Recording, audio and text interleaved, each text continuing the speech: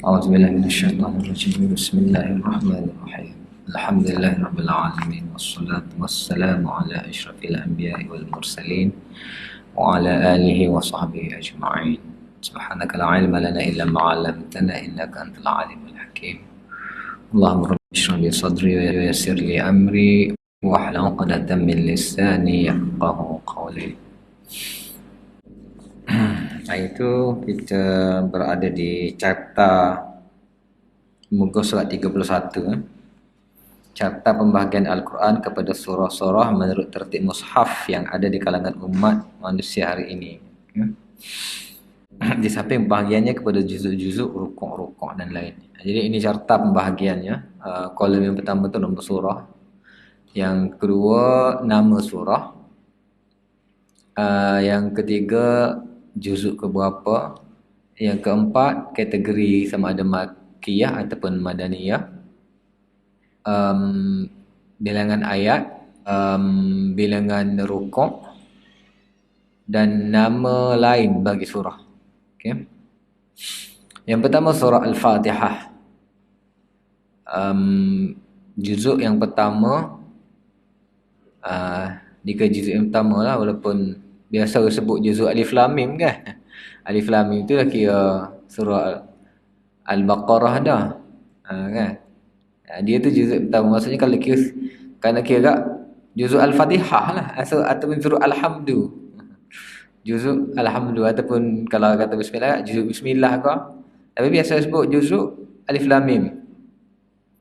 Juzuk yang pertama tapi kalau kira juzuk, dia juzuk yang pertama. Makiyah ke madaniyah ada dua pendapat. Ada yang mengatakan dua kali turunnya. Yakni boleh dikategorikan sebagai dua kategori lah. Kalau kita tengok dalam perbahasan kita sebelum ni, dia makiyah antara awal, dan surah yang pertama turun sempurna ataupun lengkap ayatnya 7. Bilangan ayat 7, bilangan rukuk 1. Nama lain bagi surah sangat banyak. Ini baru separuh, 27 ni baru separuh ataupun tak habis lagi. Dan dia adalah surah yang paling banyak nama. Kenapa dia banyak nama ni? Support lah orang kita pun kadang-kadang orang banyak nama ni. Orang banyak nama ni dia ada kelebihan tersendirilah. Okay. Sini orang panggil gapo, kapung tu orang panggil mana, dia duduk negeri lain orang panggil lain. Banyak nama ni adalah keistimewaan dia merujuk kepada gelaran tersebut. Jadi surah Al-Fatihah adalah surah yang paling banyak namanya.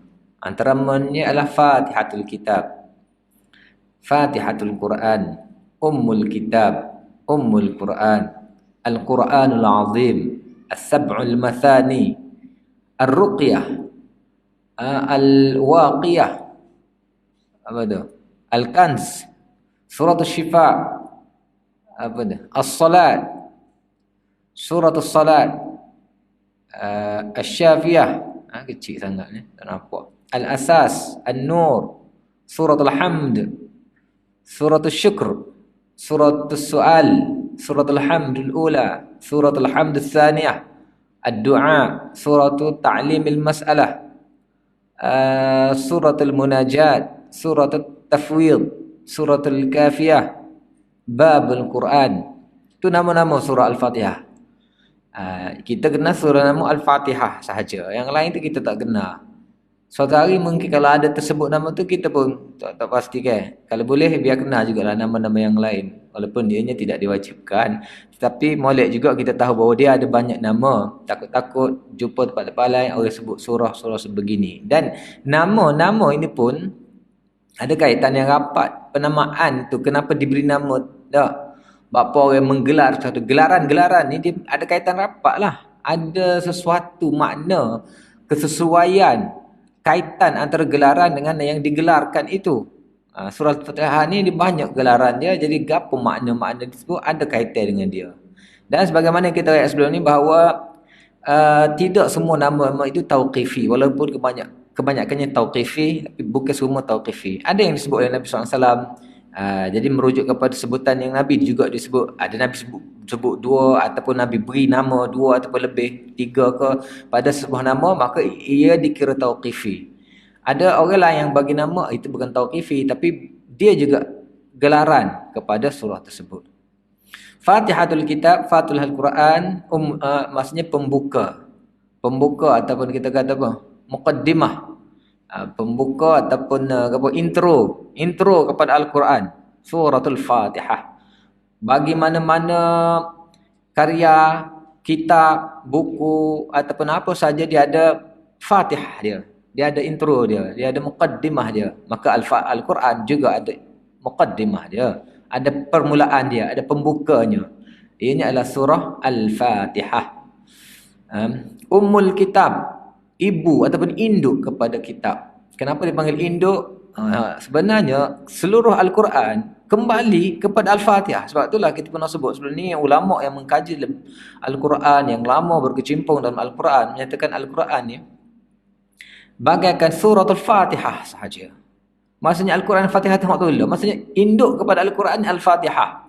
Seolah-olah orang lain semua adalah pecahan, ataupun kita kata apa, kalau induk ni anak-anak dia, ataupun gapo kita kata tak, pecahan-pecahan anak-anak keturunan dia. Maksudnya kalau kita kata sekarang ni, kalau kita nak kaji sesuatu, DNA Fatihah tu ada dalam semua surah. DNA Fatihah tu ada dalam semua surah, sebab dia adalah ummul, ibu ataupun induk kita. Al-Quranul Azim, Al-Quran yang agung. As-Sab'ul Mathani, ini pun disebut oleh Nabi sebagai tauqifi, 7 yang diulang-ulang. Ar-Ruqyah, Ruqyah, ini pun Nabi pernah sebut bila seorang sahabat, dia cerita kepada Nabi SAW, bukan seorang sahabat lah, beberapa sahabat yang terkandas di kampung orang. Kandas di kampung orang, tiba-tiba dalam kelaparan, tak ada seorang pun yang nak sudi untuk menerima mereka sebagai tetamu. Samalah cerita Nabi Syuaib dengan Nabi Musa yang kampung tu tak terima sebagai tetamu. Sahabat ni gitu juga. Pada waktu dia singgah tu, waktu yang malam maghrib ke apa, tak orang situ buat dak jadi kelaparan. Tiba-tiba ada orang yang panggil malam tu, sebelum tidur dekat lapar tu, orang yang panggil tanya siapa dah, ada siapa-siapa yang boleh berjampi mentera gapo apa, sebab ketua dia kena sengat binatang biasa. Maka adalah seorang sahabat pergi dan tak tahu, tiba-tiba dia meruqyah dengan Al-Fatihah. Siap meruqyah, tiba-tiba ketua tu sembuh dan menjamu mereka lah dengan jamuan yang istimewa lah.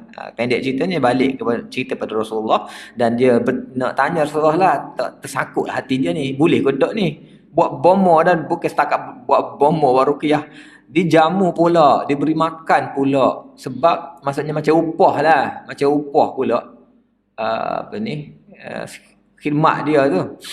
Maka Rasulullah SAW tanya dia, mana kamu tahu bahawa Al-Fatihah ni ruqyah? Kan?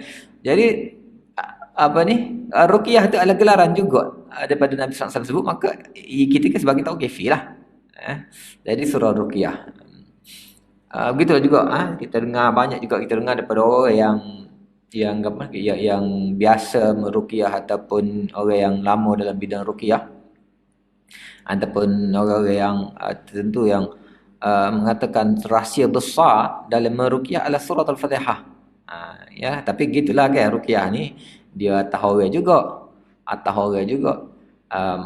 orang yang tak biasa, tidak ada bakat, dia cakap baca lah, habis manzil pun tak tubik lagi hantu tu kau, ataupun nak nak berjampi ke apa. Tapi kalau orang yang biasa, orang yang lama dalam bidang ni, kadang-kadang dia pegang satu ayat saja.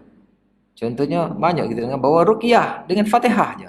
Malah bukan setakat penyakit-penyakit fizikal, apa saja penyakit. Maksudnya penyakit halus ke fizikal ke apa, ubatnya adalah ruqyah. Fatihah, ruqyahnya adalah Fatihah. Tahu orang lah bidang ruqyah ni, tahu juga kan. Supaya kita kata panjanglah ceritanya. Tak apalah. Al-Waqiyah. Serupa juga. Waqiyah ni maksudnya surah yang pendinding ataupun apa panggil? Waqayaki ni pelindung lah. Perisai, surah perisai. Al-Kanz, surah apa ni? Perbendaharaan. Surah Asy-Syifa, surah penawar. Salat, surah salat. Surah Syafiyah, surah penawar juga. Suratul Asas, surah asas ataupun apa kita kata basic lah. Surah Nur, surah Alhamd, surah pujian, surah syukur, Alhamd syukur kan. Surah As-Su'al, surah meminta, surah berdoa. Apa ni?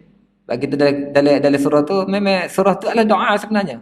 Surah tersebut adalah doa, surah Al-Fatihah adalah doa yang sangat inilah. Doa yang paling dituntut sebab doa ini kita baca 17 kali paling kurang dalam solat kita. Surah Ta'limul Masalah, surah mengajar berdoa, surah mengajar meminta. Surah Munajat, surah Munajat memang kita ini munajat kita dengan Allah Taala. Inilah munajat yang paling apa kita kata yang paling wajib ataupun paling setiap orang kena munajat ataupun kita punya interaksi dialog kita dengan Allah SWT. Sebab Allah kata dalam hadis bahawa setiap bacaan Al-Fatihah terjawab. Apabila idza qala 'abdi alhamdulillahirabbil alamin, contohnya kita kata apabila umat aku baca ataupun hamba aku baca alhamdulillahirabbil alamin, maka aku jawab hamidani hamadani ataupun hamidani 'abdi. Idza qala arrahmanir rahim, lalu aku jawab majjadani 'abdi. Siapalah akhirnya Allah kata wali 'abdi ma sa'ala, wali 'abdi ma sa'ala, maka apa saja yang hamba aku minta aku bagi. Jadi ia adalah munajat. Sebab tu surah Fatihah paling ni lah untuk kita faham. Kalau tak ada faham orang lain pun, kalau tak ada nak memahami maknanya, ni setiap orang lah sepatutnya faham. Dan kita percaya tak ada orang pun yang tak faham surah Al-Fatihah ni kan. Adalah persoalan kalau kita baca cepat lagu mana. Takut tak ada Tuhan nak jawab. Tu kita dah tasbih Tuhan dengan kita dengan makhluk tu. Kan? Tuhan tidaklah tak ada nak jawab kalau kita baca laju. Tapi nak ayat itu adalah suratul munajat. Sepatutnya bacalah dengan penuh kefahaman, dengan tartil dan waqaf pada tempat yang sepatutnya waqaf. Lainlah kalau kita tak ada dalam tarawih nak baca cepat dak. Alhamdulillahirabbil alamin arrahmanir rahim maliki yaumiddin iyyaka na'budu wa iyyaka nasta'in ihdinas siratal mustaqim. Selapak kita baca. Tapi sebenarnya kalau bukan lagu tu sebaiknya sebagaimana riwayat Aisyah bahawa Nabi waqaf pada setiap waqaf. Itulah bacaan yang terbaik. Waqaf setiap waqaf. Wal fajr wal layalin 'ashr syafi'i wal watr wal laili idza yasr hal fi dzalika qasamul ladzi hijr. Setiap waqaf itu pernah diriwayatkan oleh Aisyah, itulah bacaan Nabi. Suratul Tafwid, surah penyerahan, surah pasrah, suratul Kafiyah, surah yang memadai mencukupi, babul Quran, pintu pada Al-Quran. Inilah surah yang paling banyak namanya. Dan nama-nama tersebut bukan nama biasa, gelaran-gelaran yang ada kaitan rapat dengan dia lah. Okay. Lepas tu yang kedua suratul Baqarah. Juzuknya juzuk 1, 2, 3. Panjang sikit surah Al-Baqarah ni. 1, 2 dan separuh. Tak separuh lah. Termasuk juga 3. Juzuk lebih. Kategori Makkiyah. Ayat 286. Bilangan rukuk 40 rukuk. Maknanya kalau kita kategorikan rukuk sebagai rakaat, maksudnya 20 rakaat. Ada.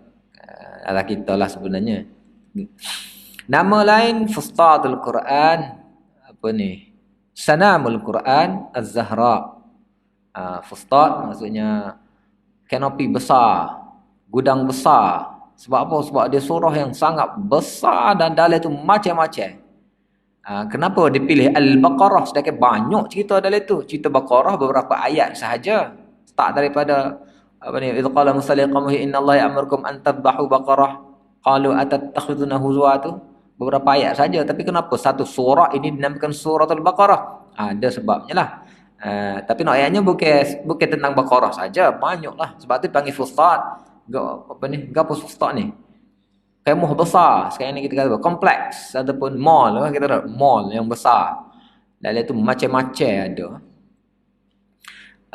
Sanamul Quran juga dipanggil Sanamul Quran. Sanam ke apa ni? Kemuncak Al-Quran. Zahra, surah yang berkilauan. Ini juga Nabi pernah sebut juga ni. Ini maksudnya ada nama-nama yang kita tahu Nabi sebut, kita panggil ataupun nama itu sebagai tauqifi lah. Yang ketiga Ali Imran. Juzuknya ketiga dan keempat, kategori Madani, 200 ayatnya, rukuknya 20. Nama lain ia adalah apa ni? At-Tayyibah dan Az-Zahrain. Ini dua yang berkilau jugalah. Ayat apa ni? Sebab Nabi sebut bahawa dua ni lah dua surah yang berkilauan. Okey. Dan begitulah seterusnya An-Nisa, juzuk Madani ke apa tu kita baca sendirilah. Kita tengok nama lain. Nama lain pada An-Nisa adalah An-Nisaul Kubra. An-Nisaul Kubra sebab dia ada An-Nisaul Sughra, surah apa ni? Surah Talak ke surah Tahrim. Selepas tu ataupun juga membicarakan bab-bab perempuan juga. Itu dipanggil An-Nisa Sughra. Hak ni An-Nisaul Kubra. Nama lain lah, nama lain. Maknanya kalau ada disebut Nisa Al-Kubra, mana kita tahu jugalah. Selain daripada nama popular dia tu. Al-Maidah. Okey, nama lain Al-Maidah adalah Al-Munqazah ke?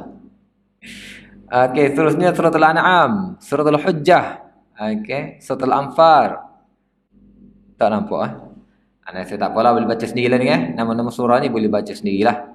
Dan kaitan nama-nama surah dengan surah tersebut, inilah kita kata ada sebabnya. Cuma begitulah.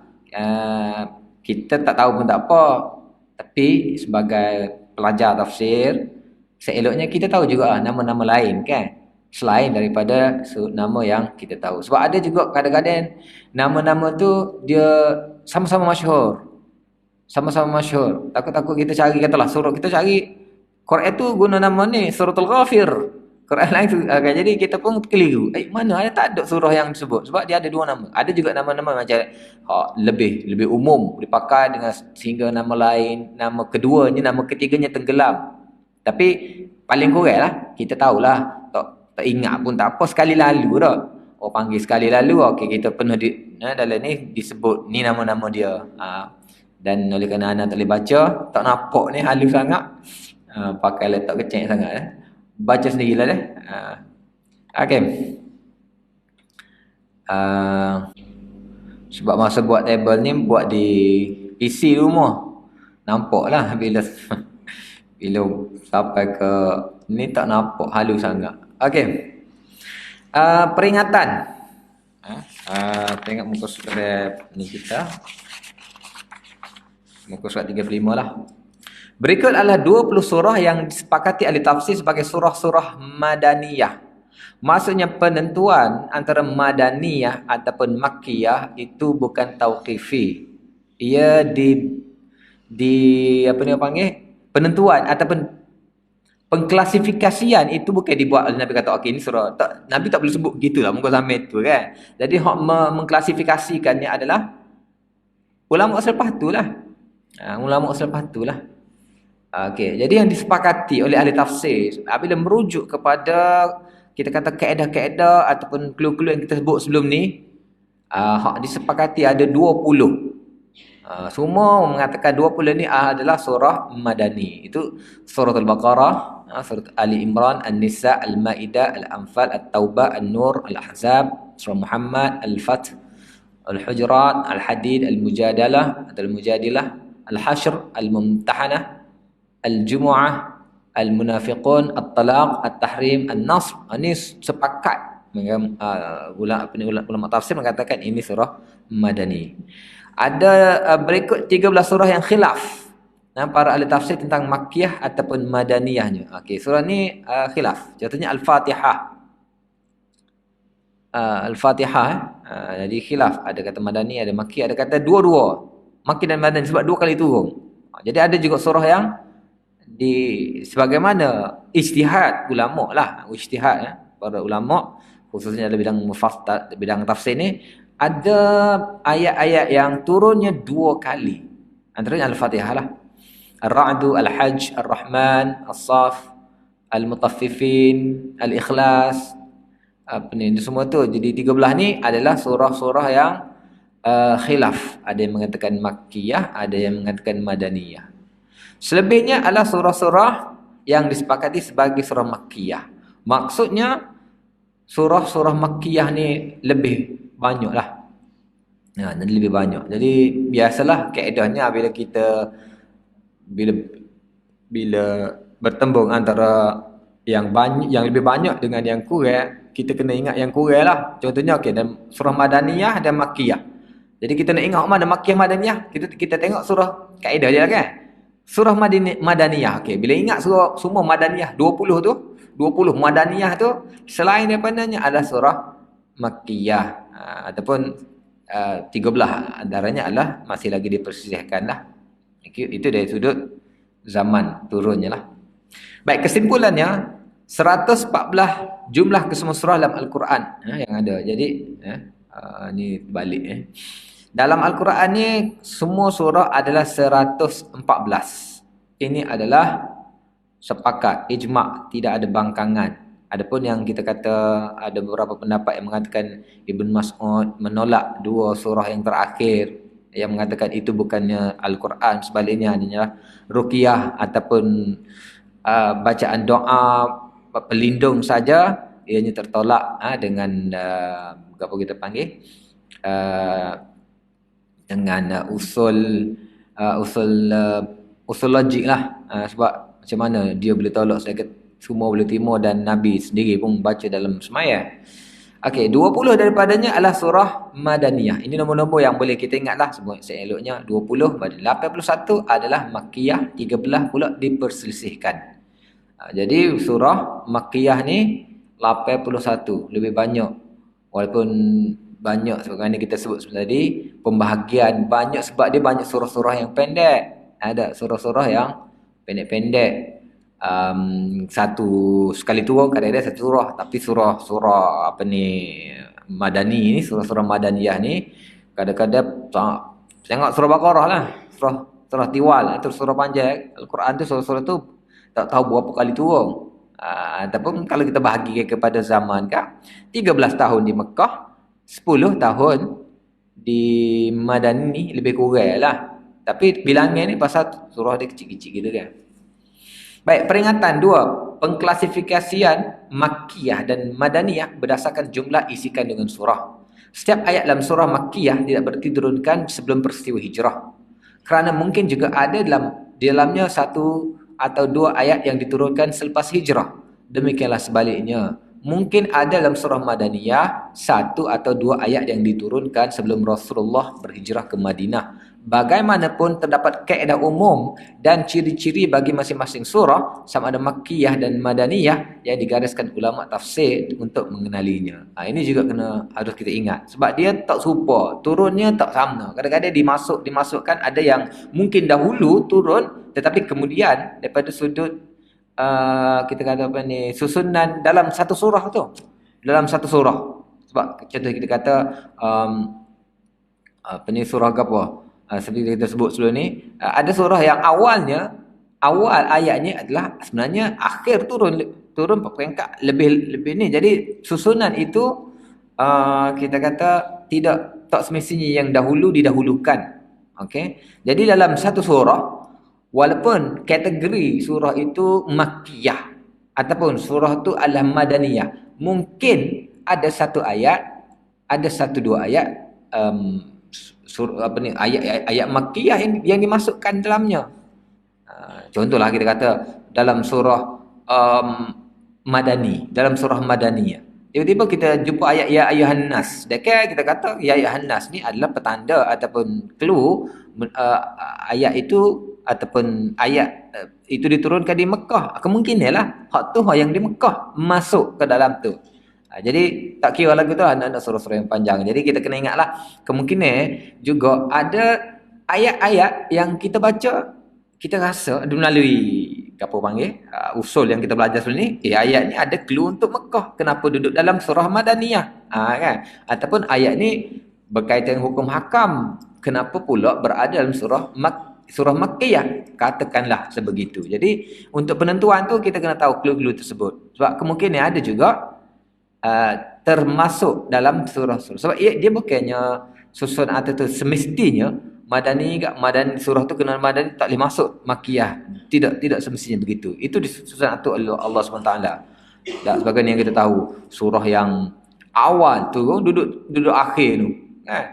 Surah yang akhir turun duduk di depan. Itu adalah susun atur Allah SWT. Bukan penentuan kaedah yang dibuat orang. Antara kaedah umum untuk ciri-ciri surah Makkiyah. Ini kaedah-kaedah umum ataupun ciri-ciri surah itu adalah surah Makkiyah. Yang pertama, mengandungi ayat sajdah. Kalau ada ayat-ayat sajdah, maka ianya adalah surah Makkiyah. Kalau ada dalam mana-mana surah ayat sajdah, ianya adalah surah Makkiyah, kecuali suratul Hajj. Kerana ia masih diperselisihkan. Suratul Hajj ni masih lagi selisih. Dia ni ada sama ada Makkiyah ataupun Madaniyah. Walaupun dalam suratul Hajj ada 2 ayat sajdah. Okay. Yang kedua, ciri-ciri surah Makkiyah, dia mengandungi perkataan kalla. Kalla sawfa ta'lamun, kalla la illam yantahi la nasfa'an bin nasiyah, nasiyatin kadhibatin, ataupun ikalah kalla la tuti'hu wasjud waqti. Mana-mana perkataan kalla itu biasanya adalah ataupun ciri-ciri surah Makkiyah. Dan kalau tengok ada 33 kali surah itu kalla perkataannya diulang dalam 15 surah. Okey, permulaan ayatnya adalah ya ayyuhan nas. Kalau ya ayyuhan nas, maka khitab itu kita kata ditujukan Allah SWT kepada umat sebelum berlaku hijrah. Sebab hijrah ni kita kata satu peringkat mereka menganjak naik daripada satu tahap keimanan kepada satu tahap keimanan yang sangat tinggi. Bila mereka digelar muhajir, orang yang berhijrah, mereka diberikan satu tempat yang sangat tinggi dan gelarannya bertukar daripada ya ayyuhan nas masa di Mekah sampai di Madinah. Allah puas hati, Allah redha dengan dan Allah kita kata ujian yang mereka terima, mereka sanggup untuk meninggalkan kita kata apa sahaja di Mekah, berhijrah selas binggai duduk Madinah yang tidaklah seperti Mekah Madinah tersebut, kan? Kita tengok dalam riwayat bahawa Nabi sendiri, sahabat Abu Bakar, malah Bilal sendiri pun demelah, meracau, terindu-rindu kepada Mekah, tempat tumpah darah mereka. Tapi mereka berhijrah juga. Jadi Allah SWT mula menggelarkan mereka dengan ya ayyuhalladzina amanu. Jadi ya ayyuhalladzina amanu ini biasa sebagai petanda bahawa ianya diturunkan di Madinah. Kalau di Mekah tak lagi ya ayyuhan nas. Jadi kalau ayat itu bermula ya ayyuhan nas, ayat tersebut ataupun surah yang ada ayatnya ya ayyuhan nas, surah tersebut adalah surah Makkiyah lah. Sebab surah Madani ni ya ayyuhalladzina amanu. Kecuali surah Al-Baqarah dan surah Al-Hajj. Okey. Dalam Al-Baqarah ni banyak kan? Ada juga ya ayyuhan nas. Kemungkinan juga ya ayyuhan nas itu sebagaimana kita sebut sebelum tadi, kemungkinan juga hak tu semasa di Mekah. Kan? Surah yang dimulakan dengan huruf muqatta'at kecuali Baqarah dan Ali Imran. Mana surah start dengan huruf muqatta'ah tu? Alif Lam Mim Sad, Kaf Ha Ya Ain Sad, Yasin, apa semua itu adalah surah-surah Makkiyah. Kenapa? Sebab cabaran kepada orang Mekah.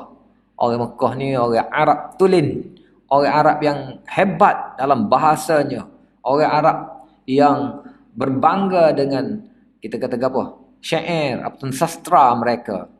Tapi Allah turun ayat Quran dan cabar mereka juga dengan sebut Alif Lam Mim. Ini ikut setengah pendapat, setengah mufassir lah, mengatakan itu cabaran daripada mereka. Sebab Quran ni bukan benda lain pun.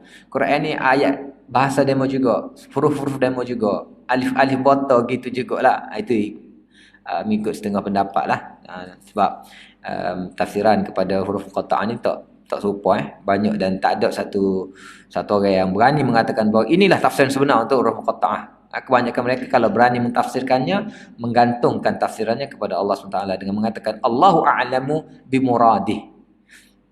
Tapi nak ayatnya gitulah, surah-surah ada huruf muqatta'ah ni turunnya kalau kita guna bahasa cabar kak, mencabar Quraisy dengan kebanggaan mereka terhadap bahasa mereka. Kecuali surah Al-Baqarah dan Ali Imran, walaupun dimulai dengan alif lam mim, tetapi mereka adalah surah dikategorikan sebagai surah Al-Makkiyah, surah Madaniyah lah. Yang seterusnya surah-surah yang mengandungi kisah para nabi dan umat-umat silam. Ini semua surah Makkiyah kecuali surah Baqarah.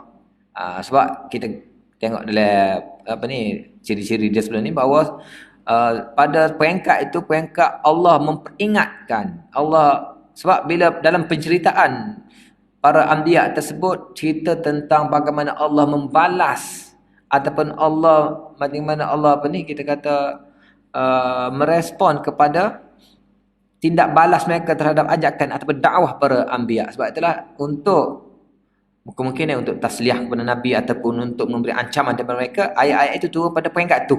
Peringkat Makkiyah, peringkat yang kita kata peringkat ketiga ke peringkat keempat. Jadi kalau ayat-ayat yang ataupun surah-surah yang banyak cerita para nabi ataupun umat silam, bencana ataupun azab yang turun pada mereka, ianya adalah surah-surah Makkiyah. Yang seterusnya surah-surah yang mengandungi pembuktian tentang akidah, tauhid, risalah, ini kerasulan, hari kebangkitan, kiamat, syurga, neraka. Ini surah-surah Makkiyah. Yang seterusnya surah-surah yang memaparkan akhlak-akhlak mulia di samping membantah angkara golongan musyrikin seperti membunuh orang yang tidak bersalah, makan harta anak yatim, menanam anak perempuan hidup-hidup dan sebagainya. Ini juga surah-surah Makkiyah yang sekaligus menempelak lah, kita kata tak, menempelak kafir Quraisy, khususnya kepada pembesar-pembesar. Sebab tu kalau kita tengok dalam ayat-ayat menempelak ni ditujukan kepada golongan-golongan pemimpin, golongan-golongan pembesar. Sebab tu kalau kita tengok, kalau ayat-ayat tentang surah-surah ataupun cerita-cerita lama, cerita-cerita zaman dahulu, nabi-nabi dulu, banyak kan dengan ya ayyuhal malak wa qala al mala'u fir'aun. Al malak tu apa? Al malak tu adalah ketua-ketua, pemimpin-pemimpin. Sebab yang melawan ataupun yang mengatur ke semua, sama ada yang mengawal, kita kata rakyat, mengawal rakyat ataupun masyarakat, sama ada menerima atau menolak, berada di tangan para pemimpin, berada di tangan para al-malak tersebut. Sama juga dengan kes di Mekah. Orang pembesar-pembesar tu lah. Jadi mana-mana zaman pun gitulah juga. Zaman kita sekarang ni pun hak menerima menolak yang ada kuasa adalah bukan masyarakat sendiri. Masyarakat hanya pok turuk je. Al-Quran mengatakan waqal ladina taba'u ladina tubi'u. Ada orang muttaba' dan muttabi' ni. Dua golongan tersebut, golongan yang menyesal esok gapo, dia hanya pengikut. Dia tahu gapo yang kita kata bertanggungjawab terhadap angkara, sama ada melawan ataupun menerima ajakan ataupun menerima syariat ni adalah para pemimpin. Mana-mana pun gitulah sebenarnya duduk di para pemimpin. Kalau zaman kita lah ni kita kata gapo? Politician lah. Zaman kita lah ni politician lah. Mereka boleh mengubah dalam sekelip mata, boleh mengubah apa yang mereka nak ubah, mereka boleh menghalang apa yang mereka nak menghalang, mereka boleh apa saja berada di tangan mereka. Jadi kalau kita kata ayat-ayat yang menempelak para pemimpin umat adalah surah-surah ataupun ciri-ciri surah Makkiyah. Seterusnya umumnya mengandungi ayat-ayat yang pendek, penuh erti, dengan menggunakan seni bahasa yang tinggi seperti tashbih, tamsil, kinayah, majaz, isti'arah, perbendaharaan kata juga sangat luas. Ini ciri-ciri surah Makkiyah.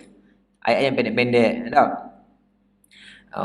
Pendek tadi lah wal fajr wal lailil 'ashr wasy-syaf'i wal watr. Pendek-pendek ayat dia wad duha wal laili idza saja. Tapi pendek-pendek pun penuh erti dan menggunakan seni bahasa yang tinggi. Dia pendek pun tapi penuh erti. Tidak ada yang sia-sia. Walaupun sependek surah apa? Inna a'tainakal kautsar fasalli lirabbika wanhar inna syani'aka huwal abtar. Pendek tetapi maksud dia tinggi. Bukan tak pernah berlaku cabaran Allah SWT, bukan ada yang tak sambut. Start daripada zaman Musailamah Al-Kadzab lagi dah cuba untuk buat. Tapi ke mana-mana pun kita dengar ayat tu pun, ini tiru Quran. Tiru Quran. Dia juga buat ayat-ayat seperti Quran, tapi tak ada langsung message. Tak. Contohnya kata surah Fil. Al-Fil, wa mal fil, wa ma adraka mal fil, batnuhu kabir, tak, khurtumuhu tawil. Kau ikutlah. Nak ayatnya cuba nak tiru Al-Qari'ah, mal Qari'ah. Tak apalah kita kata nak tiru ni message tu. Gajah, tahukah kamu apa itu gajah? Perutnya besar, belalainya panjang, telinganya lebar ke? Apa message-nya? Tak ada. Surah kata difdi'a, tak ada message. Tak ada apa. Surah hak terakhir lah ni apa ni? Tersebar itu surah Al-Mu'minun, surah Al-Mu'minun ke apa? Kononnya surah ke apa ni yang berada dengan Imam Mahdi. Kita baca tengok serupa dengan ayat Quran, tiru ayat Quran betul-betul. Sikit-sikit dia edit, dia ubah tu soal lagi message tu tak ada apa pun. Tapi ayat-ayat surah Makkiyah ni pendek-pendek tapi penuh erti. Penuh dengan erti, penuh dengan kita kata menggunakan bahasa yang sangat tinggi. Tasbih perumpamaan dia. Masalul ladina takhudhu min dunillah kamasalil kamasalil ankabut ittakhadhat baita wa inna awhanal buyut la baitul ankabut. Perumpamaan dia tu tinggi. Apa lagi? Tasbih, tamsil, kinayah, majaz ni semua dalam apa ni balaghah lah, ilmu balaghah. Maksudnya penggunaan perumpamaan, metafora dia, analogi, kesemuanya dia gunakan sangat mudah difahami tetapi dalam, sangat kena, sangat apa? Kelantan kata atas motek. Kena tepat. Tak, kena tepat pada tu, pada sasaran. Sharp shooter tu, kena tu tepat di jantung. Tetap bahasa-bahasa dia tidaklah kita kata sipi, meleset, kena. Perbenaran katanya sangat luas. Ini ciri-ciri surah Makkiyah. Maknanya sekarang ni kalau kita baca Al-Quran, kita tengok terjemahan ke ataupun kita dengar dalam sekarang ni ada TV ke apa, kadang-kadang orang baca ayat dan baca terjemahan, kita boleh apa ni, hayati kan. Kalau ayat-ayat lagi ni, ini ciri-ciri surah Makkiyah. Baik. Kaedah-kaedah umum dan ciri-ciri surah Madaniyah pula. Surah Madaniyah pula berbezalah dengan surah-surah Makkiyah. Okay? Antaranya surah-surah Makkiyah, surah-surah Madaniyah mengandungi kewajipan agama dan hukum-hukum hudud. Di sini dalam bab ayat-ayat surah Madani ni dia banyak bab hukum hakam. Hukum hakam merujuk kepada satu perpindahan, satu fasa Nabi SAW yang duduk di bawah tekanan dan di penindasan, dan Nabi SAW berhijrah membawa umatnya berada satu tapak yang disediakan oleh Ansar sebagai satu tapak markas ataupun kita kata apa ni, kerajaan. Nabi SAW bermulalah zaman kita kata penetapan hukum hakam, zaman penuh dengan akta ataupun kita kata penyelarasan kehidupan di bawah bumbung syariat. Jadi situ banyak hukum hakam. Surah-surah yang menyebut gelagat golongan munafikin kecuali Al-Ankabut. Jadi orang sebut golongan munafikin sebab munafik ni ada di Mekah lah, di Madinah. Di Madinah lah, di Mekah tak guna. Zaman itu zaman orang tidak perlu bermuka-muka dah. Sebab zaman orang bermuka-muka ni dia kata dia di bawah suatu kuasa, dia berada di bawah kuasa. Tapi kalau dia yang menguasai, perlu apa dia bermuka-muka? Yang ketiga, surah-surah yang menunjukkan ayatnya kepada ahlul kitab serta kritikan kehadap mereka. Jadi kalau kita baca surah-surah yang ya ahlul kitab lima tuhajun kan, ya ahlal kitab. Jadi hak tu surah-surah makkiyah ataupun perumpamaan kepada ahli kitab. Apa ni? Masalul ladina humil taurat thumma lam yahmiluha kamathalil himar yahmilu asfara bi'sa masalul qaum. Perumpamaan orang yang gapo memikul Taurat tapi tak faham gapo supaya dengan hema, supaya yang hema bawa kita.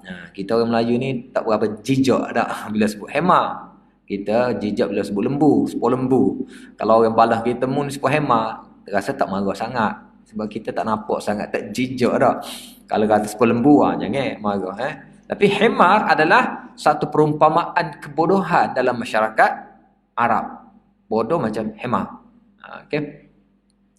Jadi walaupun kita kata tadi dalam bab masal, bab perumpamaan, dalam bab tasbih itu ciri-ciri makkiyah, tapi ayat itu madani. Yang maksudnya boleh juga ayat-ayat madani pun masih lagi menggunakan perumpamaan tasbih dan seumpamanya. Ayat-ayatnya masih lagi tinggi, tidak kata bila masuk surah makkiyah ke ataupun surah masuk fasa madani ke, ayat-ayatnya tidak lagi berbunga-bunga, maksudnya tidak lagi dalam ayatnya ayat-ayat undang-undang tak, maksudnya ayatnya macam kita baca buku jurnal undang-undang boring gitu, bukan, tidak, maksudnya bukanlah kita kata surah madani tu tak ada dah kesenian bahasa tu, tak ada, dia masih lagi seni tapi tidak serupalah dengan surah-surah Makki yang merujuk khusus penggunaan gaya bahasa, lenggok bahasanya sebegitu,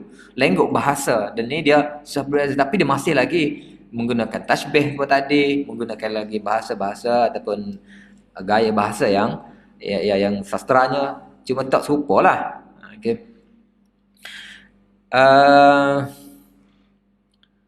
Apa lagi? Mengenai kewajipan agama, gelagak munafikin mendirikan kitab umum dapat surah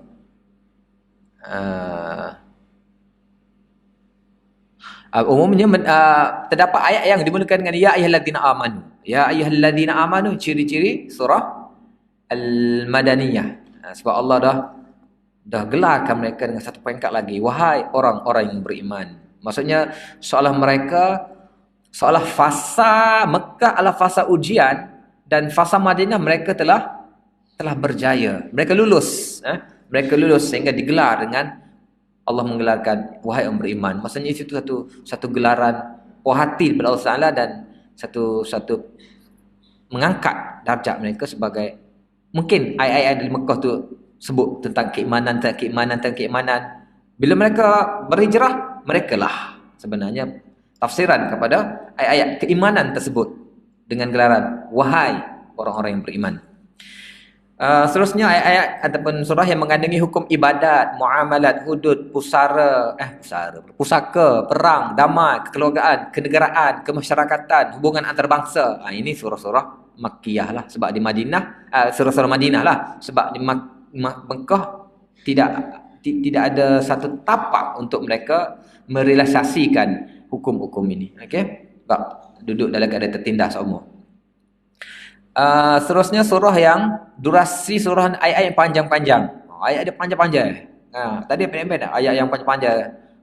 Surah Baqarah sendiri ayat yang panjang-panjang dak, ataupun surah kita jumpa ayat semuka dak, ayat ya ayyuhalladzina amanu idza tadayantum binainin ila ajalin musamman faktubuh wal yaktub bainakum katibun bil adl. Satu muka satu surah ataupun satu muka dua ayat ke dak, yusikumullah fi auladikum lidzakari ayat yang panjang-panjang lagu tu, itu ciri-ciri surah madaniyah. Okey. Terkandung panduan agak terperinci dalam bagi suatu tata cara melaksanakan suatu perintah. Ada dia punya perinciannya lebih terperinci. Surah-surah yang mengandungi pertentangan antara muslimin dengan ahli kitab ataupun golongan munafikin. Okey. Jadi hak ni lebih banyak dalam surah-surah Makkiyah. Lebih ciri-ciri surah Madaniyah lah. Sebab dalam surah-surah Makkiyah Mereka lebih berhadapan dengan golongan musyrikin sahaja. Tapi kalau golongan munafikin, ahli kitab, itu ciri-ciri dia lah.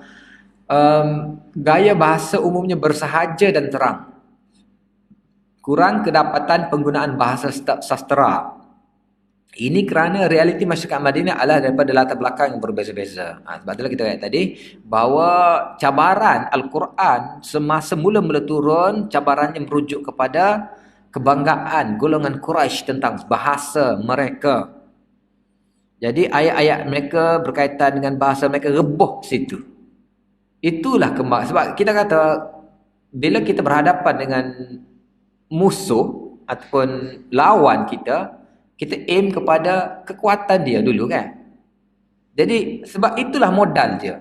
Kalau itulah modalnya, tapi mereka tak mampu, mereka akan jatuh situlah, rebah situ.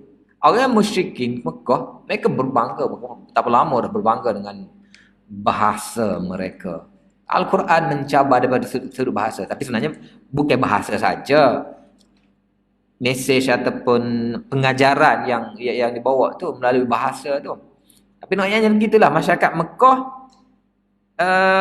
gaya bahasa Al-Quran begitu sebab mereka perlu berhadapan dengan, seperti kita kata gapo macam kita. Tak, kalau bola apa kita kata gapo? Dia punya, dia panggil formasi dia tu macam kita tahu ni kurang dia mana, lebih mana. Jadi kita bukan berhadapan serupa dengan mana-mana tim yang akan kita hadapi. Dia punya, apa dia panggil? Strategi dia tu berbeza lah. Jadi sama juga Al-Quran, gaya bahasa Mekah lain. Dia banyak menyerang, bukan menyerang lah kita kata tak. Cabarannya mengikut kesenian bahasa tersebut. Tapi gaya bahasa Madinah ni, dia tidak menumpukan kepada tu sebab Madinah ni dia sudah, kalau kita kategorikan sebagai masyarakat majmuk dah. Masyarakat majmuk. Dia ada Yahudi, dia ada kita kata Kristian. Dia juga bukan masyarakat Quraisy yang pusat kepada bahasa tersebut. Sebab kita tahu bahawa zaman itu orang Arab, mana-mana Arab pun untuk syair, untuk mendeklamasi kau ataupun untuk kita kata ni, untuk mempersembahkan syair dia akan bertemu dengan orang Quraisy dulu. Untuk betul. Sebab kita kata orang Kelantan dah. Orang Kelantan ni kecek Kelantan. Tapi kalau nyanyi, kalau bersajak, kalau buat ayat surat rasmi, dia keluarlah bahasa standard tu. Jadi bahasa standard dia tu, dia merujuk kepada bahasa mana? Bahasa standard. Bahasa standard Malaysia lah, bahasa Kuala Lumpur lah kita kata kan. Bahasa Kuala Lumpur. Jadi macam seolah-olah orang Quraisy yang Kuala Lumpur lah. Orang Kuala Lumpur, orang luar ni, luar orang Arab yang lain tu, dia ada logat-logat dia sendiri. Jadi untuk berbetulkan bahasa standard, dia kena jumpa, dia kena berhadapan ataupun kena semok dengan orang Quraisy dulu. Betul tak syair dia ni, bahasa dia ni, untuk dia deklamasikan di pasar ungkas ke mana-mana, untuk ditanding kau tak dalam carta top 7 dia lah, Sab'ul Mu'allaqat tu, untuk digantung. Jadi sama juga orang Madinah tidak lagu tu, kan nak capolok dengan dia. Jadi dia tak perlu pada bahasa-bahasa gitu, dia direct to the point lah. Bahasa-bahasa dia umum, bersahaja, terang, tak perlu gaya lenggok-lenggok yang seperti sebelumnya. Ayat-ayatnya hukum, jadi bahasa dia berbeza.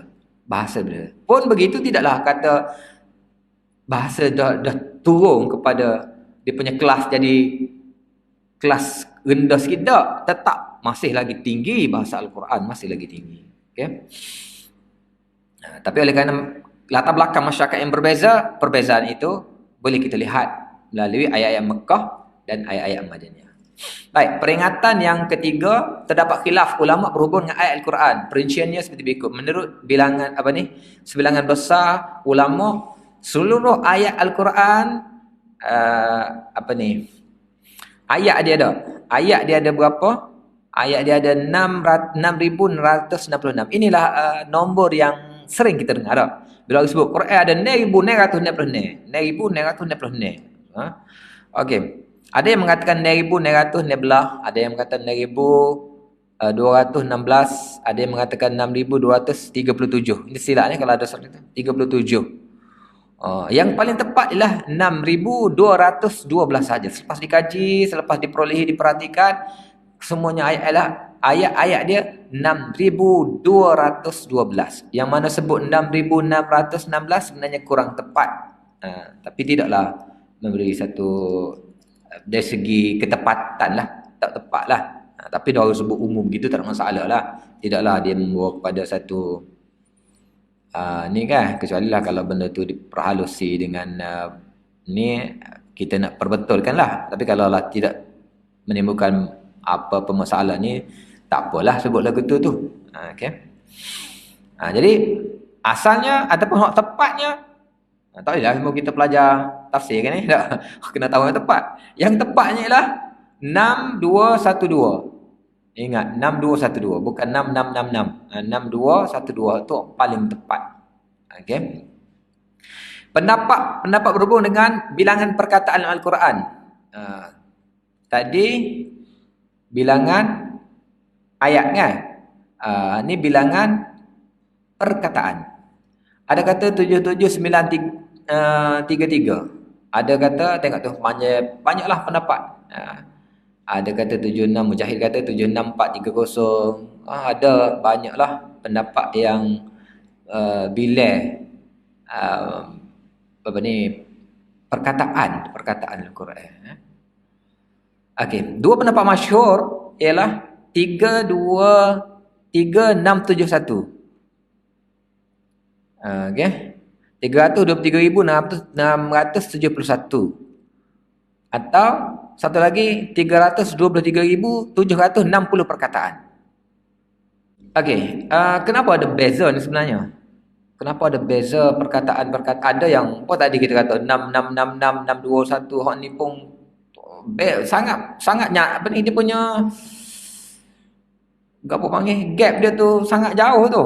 Apa ya beza sangat ni? Sebenarnya perbezaan bilangan itu hanya daripada sudut pandang saja. Daripada sudut bilangan sebenar ayat Quran ke gapo kita baca serupa ya. Siapa-siapa semua orang Islam baca serupa je, tapi kenapa keluarnya berbeza-beza? Ini adalah mengikut sudut pandang, cara kira saja. Contohnya kita kata perkataan Bismillahirrahmanirrahim. Bismi, satu perkataan bismi. Satu perkataan ke dua perkataan? Sebenarnya dua tu, daripada ba dan alif sin mim. Dengan nama, dua perkataan. Kalau kita kira lagu tu, terbit lagu lain. Ataupun kita kata dari sudut perkataan bilangan, dia start mana-mana. Contohnya surat Al-Fatihah lah. Surat Al-Fatihah, semua baca sama je, 7. Bacaan sama dan ayatnya 7. Tapi kiraannya berbeza. Dua pandangan. Ada yang mengatakan ayat yang pertama adalah Bismillahirrahmanirrahim. Ada yang berpendapat ayat yang pertama bukan Bismillah. Sebaliknya Alhamdulillahirrahmanirrahim. Jadi kalau orang yang mengira Bismillahirrahmanirrahim, ayat yang pertama, ayat yang terakhir apa ni? Siratal ladzina an'amta 'alaihim ghairil maghdubi 'alaihim waladdallin, dikira ayat yang ketujuh. Tapi kalau orang yang mengira start daripada Alhamdulillahirabbil alamin, siratal ladzina an'amta 'alaihim ghairil maghdubi 'alaihim, siratal ladzina an'amta 'alaihim itu ayat yang ke-6 dan ghairil maghdubi 'alaihim waladdallin ayat yang ke-7. Sama-sama 7, tapi cara pengiraan. Ataupun ada juga yang jadi banyak-banyak sangat kadang-kadang frasa-frasa dalam ayat. Frasa-frasa dalam ayat. Contoh kita kata apa ni? Surah apa ni? Ayat kursi lah. Ya. Ayat kursi. Allahu la ilaha illa huwal hayyul qayyum. La ta'khudhuhu sinatun wa la nawm. Lahu ma fis samawati wa ma fil ard. Man dhal ladzi yashfa'u indahu illa bi idnihi. Ya'lamu ma baina aydihim wa ma khalfahum wa la yuhituna bi syai'in min 'ilmihi illa bima syaa' wasi'a kursiyyuhu as-samawati wal ard wala ya'uduhu hifdhuhuma wa huwal aliyyul azim. Itu satu ayat, tetapi dalam satu ayat ada beberapa ayat, beberapa jumlah, beberapa frasa yang membentuk satu ayat. Jadi pengiraan satu ayat tersebut, kalau orang melihat kita kata satu ayat dalam ayat, satu frasa dalam ayat yang boleh berdiri dengan sendiri. Kalau dalam balaghah kita panggil masal. Ya, masal. Dia walaupun duduk dalam ayat tapi dia berdiri sendiri. Contohnya kita kata innallaha ala kulli syai'in qadir. Sesungguhnya Allah itu amat berkuasa atas satu. Dia boleh berdiri dengan sendiri ayat tu. Walaupun dia berada dalam ayat yang lain. Walaupun dia mungkin berada di penghujung ayat yang lain, tapi dia sendiri boleh berdiri dengan sendiri, dipanggil masal. Maksudnya kita ambil dia macam tak tergantung dengan ayat sebelum. Maksudnya perkataan itu kita boleh kita boleh ambil dia saja. Kita nak buat stiker letak di kereta kita ke, kan? Kita nak buat stiker di baju kita ke, innallaha ala kulli syai'in qadir. Orang dah faham, orang tak rasa benda tu tergantung, ataupun dia tidak memerlukan ayat yang lain untuk difahami ayat tersebut, sebab dia berdiri dengan diri sendiri. Jadi ada yang mengira ianya sudah satu ayat, sedangkan dia realitinya berada dalam ayat yang lain. Dia adalah ayat-ayat kecil yang membentuk satu ayat yang besar. Jadi pengiraan ayat itu juga sebenarnya pengiraan ayat tu dak. Pengiraan ayat tu contohnya kita kata tadi ayat paling panjang, ya ayyuhallazina amanu idza tadayantum bidaini ila ajalin musamman faktubuh. Bunyi macam ayat dah tu kan. Wal yaktub bainakum katibun bil adl wa la yakatibun an yaktuba kama 'allamahu Allah falyaktub. Jadi dalam ayat yang panjang tu ada ayat-ayat, ada frasa-frasa, ada jumlah-jumlah yang membentuk ayat-ayat. Jadi pembahagian pandang sudut pembahagian tersebut mengeluarkan perbezaan nombor-nombor sama ada perkataan ataupun ayat. Sebenarnya dari sudut bacaan apa tu ada masalah serupa. Jadi kalau kita tengok serupa orang sebut 6600 apa ni 6666 ke 6200 apa semuanya sama saja sebenarnya. Cuma dari segi ketepatan, kita katalah yang tepatlah 6212. Sama juga dengan perkataan ni. Tadi ayat perkataan ni pula. Perkataan ni 77,773 300 ke berapa ni, perbezaan daripada sudut pengiraan saja. Kalau disuruh orang yang kira tu, kalau kita suruh dia baca Quran, sama je Quran yang ni juga dia baca. Tak ada lain pun, tak ada tinggal satu, bukan setakat satu ayat, bukan setakat satu kalimah, satu huruf, satu harakat pun tidak kita tinggal daripada kita, kecuali kalau ada perbezaan qiraat lah kita kata tak. Setiap surah seharusnya diterima sebagai satu unit tersendiri. Okey, para pelajar dalam mengkaji dan memahami Al-Quran berpandukan surah-surahnya setelah menerima setiap surah sebagai satu unit sendiri. Jadi surah ada unit tersendiri, sebab dia panggil surah pembahagian itu. Pembahagian juzuk, pembahagian rukuk belum apa ni, ataupun kita kata bukan pembahagian unit, bukan pembahagian unit. Pembahagian juzuk, pembahagian rukuk adalah pembahagian kuantitatif tadilah, pembahagian kita nak bagi banyak, tapi pembahagian unit adalah pembahagian surah. Walaupun sependek surah An-Nasr ataupun surah Asr ataupun surah-surah yang pendek, dan walaupun sepanjang surah Al-Baqarah, surah Ali Imran, surah An-Nisa dan seumpamanya. Keadaan surah-surah Al-Quran saling berkaitan. Okay? Surah-surah Al-Quran saling berkait rapat di antara satu sama lain. Ini anda rasa dah masuk ke tajuk yang seterusnya lah. Ini kita bahas esok lah ni, insyaAllah. Kita berhenti di sini saja, dan ini kita bahas esok insyaAllah. Sampai setakat itulah untuk hari ini. Subhanakallahumma wa bihamdika asyhadu an la ilaha illa anta astaghfiruka wa atubu ilaik. Subhana rabbika rabbil izzati amma yasifun. Assalamualaikum.